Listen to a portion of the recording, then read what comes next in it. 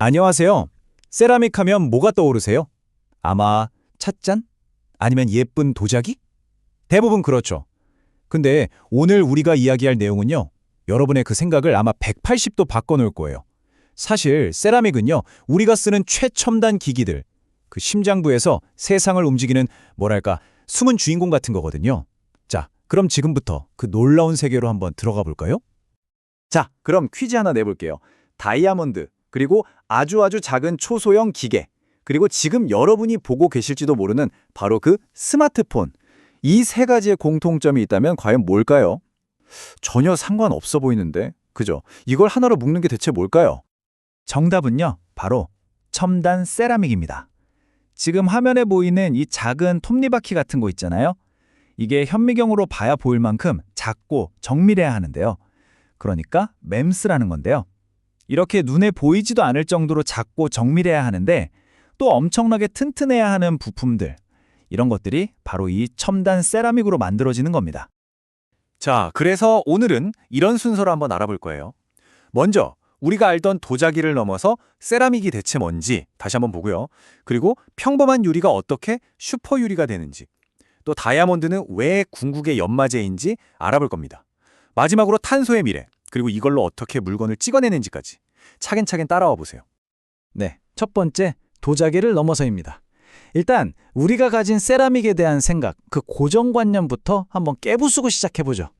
우리가 말하는 첨단 세라믹은요, 그냥 자연에 있는 흙을 빚어서 만든 게 전혀 아니에요. 이건 뭐랄까, 마치 레고 블록처럼 원자 하나하나를 필요한 곳에 딱딱 맞춰서 정밀하게 설계한 거예요. 그것도 실험실에서요. 불순물은 거의 제로에 가깝게 아주 깨끗한 상태로 만든 인공 화합물인 거죠. 그래서 어디에 쓰이냐고요? 정말 상상도 못할 곳에 쓰입니다. 자, 표를 보시면 그 차이가 확 느껴지실 거예요. 왼쪽 전통 세라믹은 우리가 아는 점토, 벽돌, 도자기 같은 것들이죠. 원료도 그냥 자연에서 온 것들이고요. 그래서 주로 구조물이나 장식품에 쓰였죠. 그런데 오른쪽을 보세요. 첨단 세라믹은 이름부터 어렵죠? 탄화규소, 지르코니아, 전부 인공적으로 합성한 물질들이에요. 순도도 우리가 맘대로 제어할 수 있고요. 그러니까 용도가 완전히 달라지는 거예요. 전자제품, 기계부품, 심지어 우리 몸에 이식하는 생체 재료로도 쓰이는 거죠. 자, 그럼 이제 좀 더 구체적인 예시를 한번 볼까요? 우리한테 제일 친숙한 소재가 뭘까? 아마 유리일 거예요. 근데 이 평범한 유리가 어떻게 마법처럼 슈퍼 유리로 변신하는지 그 비밀을 한번 파헤쳐 보겠습니다. 우리가 아는 대부분의 유리는요, 비정질 상태예요. 이게 무슨 말이냐면 원자 배열이 완전 뒤죽박죽이라는 뜻이에요. 줄을 맞춰서 착착 서 있는 게 아니라 그냥 막 흩어져 있는 상태로 굳어버린 거죠. 마치 액체가 흐르다가 그 순간 땡 하고 얼어버린 것처럼요. 그럼 이 뒤죽박죽인 원자들을 어떻게 질서정연하게 만들 수 있을까요? 비밀은 바로 열에 있습니다. 그냥 막 가열하는 게 아니고요.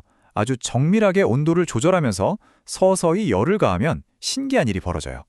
지금 사진에 보이는 것처럼 유리 안에서 아주 작은 바늘 같은 결정들이 쑥쑥 자라나기 시작하는 거예요. 바로 이 과정, 이게 평범한 유리를 특별하게 만드는 마법의 핵심입니다. 이렇게 내부 구조가 싹 바뀌고 나면 성능이 완전히 달라집니다. 일단 그냥 유리보다 훨씬 튼튼해지고요. 또 열에 엄청 강해져요. 왜 우리 주방에 있는 인덕션 상판 있잖아요. 뜨거운 냄비를 막 올려도 안 깨지죠? 그게 바로 이 유리 세라믹이라서 그래요. 급격한 온도 변화를 거뜬히 견디는 거죠. 화학적으로도 안정적이고 높은 온도도 잘 버티니까 뭐 우주 망원경 거울처럼 정말 극한의 환경에서 쓰는 재료가 되는 겁니다. 자, 방금 전에는 무질서한 구조에 질서를 집어넣어서 강하게 만드는 걸 봤잖아요. 그렇다면 이번에는 아예 태어날 때부터 완벽한 질서를 가지고 있는 재료계의 끝판왕이죠. 바로 다이아몬드에 대해 이야기해 보겠습니다. 연마용 세라믹, 말이 좀 어렵죠? 쉽게 말해서 다른 걸 깎고 자르고 광택을 내는 데 쓰는 재료예요. 생각해 보세요. 뭔가를 깎으려면 깎는 도구가 깎이는 물건보다 당연히 훨씬 더 단단해야겠죠? 바로 그 원리입니다. 그래서 오늘날 뭔가를 정밀하게 만들고 가공하는 모든 공장에서는 이 연마용 세라믹이 없으면 일이 안 돼요. 정말 필수적인 거죠. 그리고 그 모든 연마제들의 왕, 정점에 있는 게 바로 다이아몬드입니다.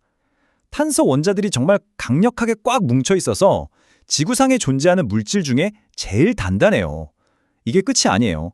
열은 또 엄청나게 잘 전달하고 마찰은 거의 없어요. 미끄럽다는 얘기죠. 그러니까 단순히 반짝이는 보석이 아니라 산업 현장에서 뭔가를 자르고 갈아낼 때 없어서는 안 될, 그야말로 보석보다 더 귀한 대접을 받는 소재인 셈입니다. 자, 다이아몬드도 탄소로 만들어졌다고 했잖아요. 그런데 똑같은 탄소로 만들었는데도 이건 뭐 차원이 다른 거의 공상과학 같은 특성을 보여주는 소재들이 있습니다. 이제 세라믹의 미래라고 할 수 있는 나노탄소의 세계로 한번 가보시죠. 나노탄소. 이름에 나노가 붙었죠? 말 그대로 눈에 보이지 않는 아주 작은 원자 단위에서 만들어낸 탄소 재료들을 말해요. 우리가 아는 수치나 다이아몬드랑은 완전히 다른 세상 이야기입니다. 정말 마법 같은 일들이 벌어지거든요. 그 중에서도 끝판왕은 단연 그래핀입니다. 이건 정말 기적의 소재라는 별명이 아깝지 않아요. 한번 들어보세요. 탄소 원자가 딱 한 겹으로 깔려 있어요. 세상에서 제일 얇은 물질인 거죠. 그런데 강도는 강철의 200배예요? 말이 되나요? 심지어 투명한데 전기는 구리보다 100배나 더 잘 통해요. 정말 놀랍지 않으세요? 왜 영화 보면 막 접고 돌돌 많은 투명한 스크린 같은 거 나오잖아요. 그런 걸 가능하게 해줄 열쇠가 바로 이 그래핀인 겁니다. 그런데 여기서 잠깐 궁금한 게 생기지 않으세요? 아니, 다이아몬드처럼 이렇게 세상에서 제일 단단한 재료로 어떻게 우리가 원하는 복잡한 모양을 만들죠? 이걸 깎을 수 있는 게 없을 텐데 말이에요. 맞습니다. 깎는 건 거의 불가능하죠. 그래서 깎는 게 아니라 만들어 쌓는 방식을 씁니다. 바로 3D 프린팅이죠.